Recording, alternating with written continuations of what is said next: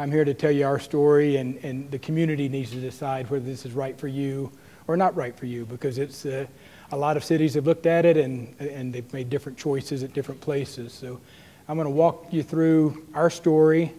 I'm going to tell you the good, the bad, and the ugly, because we've had successes, we've had failures.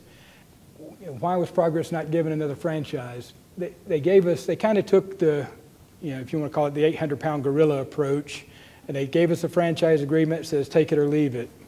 And I said, like I said, it didn't have the right to purchase in there. It had no out clause if there was poor performance, and we had serious reliability issues in Winter Park. And commissioners wanted to control its own destiny, to make decisions about how the money is used and have that money be invested in Winter Park as opposed to go into, stockholders.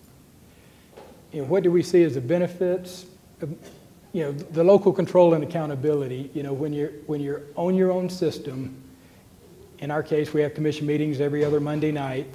The customers can come into those meetings and they can speak.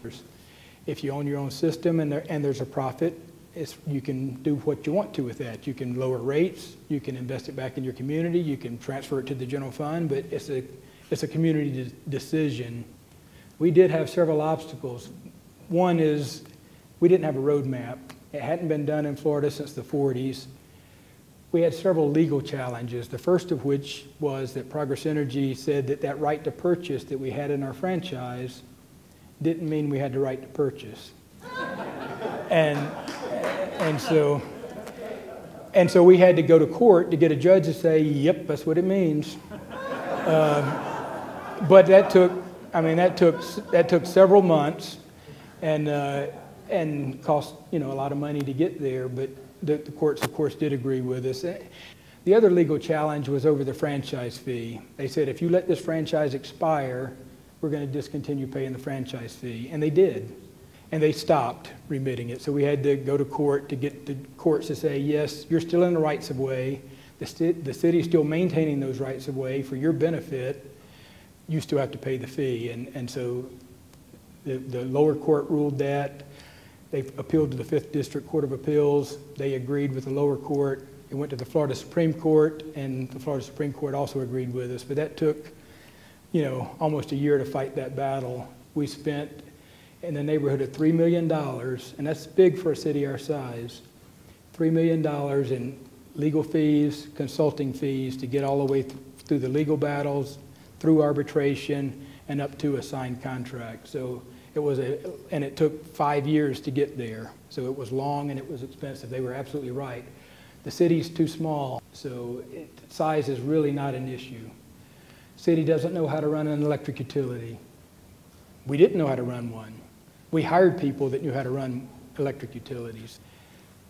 Won't be able to handle storms.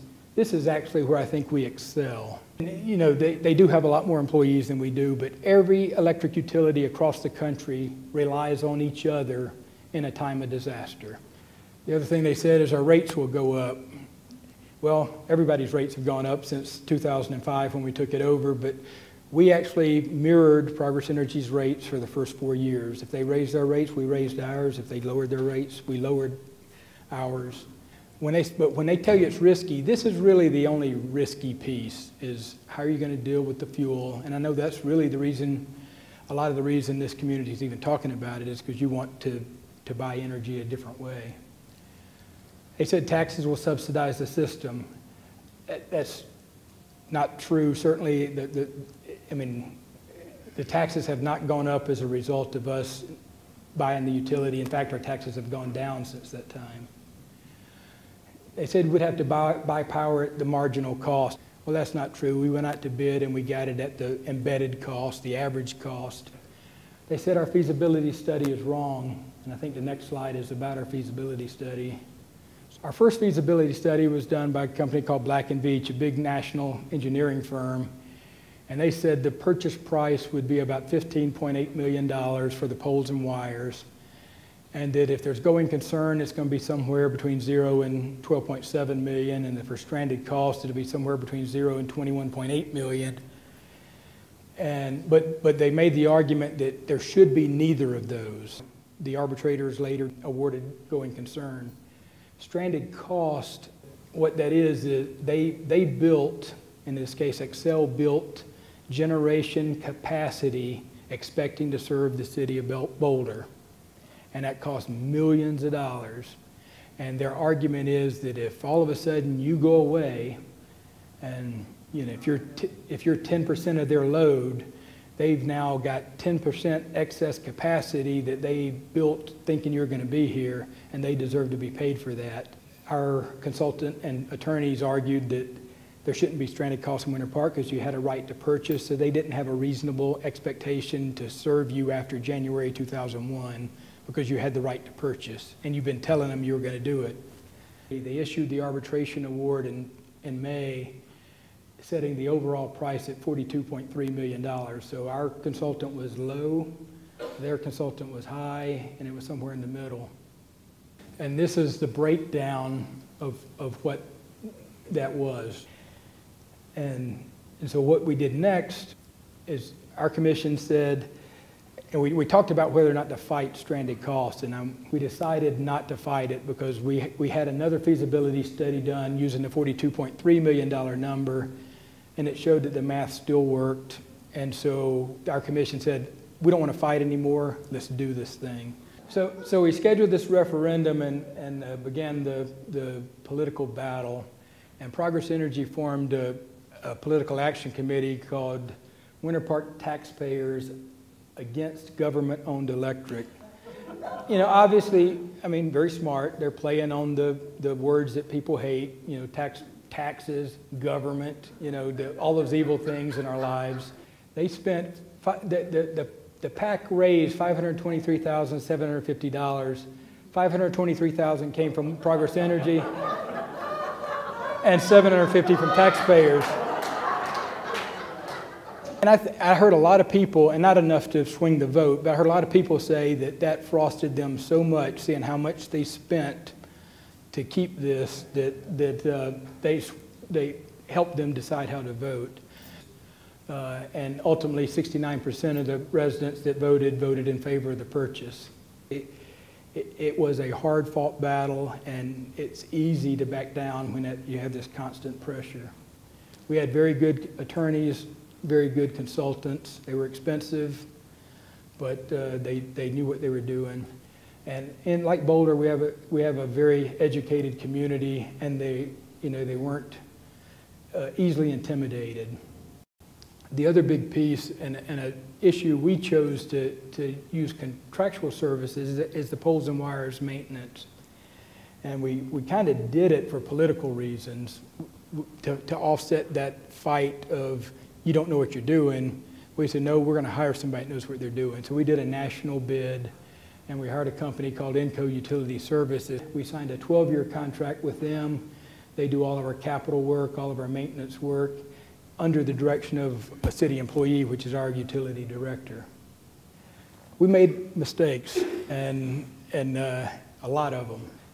Our consultants told us we needed to bond some extra money. Don't just bond enough to do the purchase and the initial capital. You need to borrow an extra $10 million because you're going to have a bunch of stuff to do. And I really wish we'd have gone out for more money. Now that we know that 69% voted for it, we probably could have got a bigger bond issue approved, but the commission kind of felt that $50 million was a hurdle that if we went above that, we may lose the vote.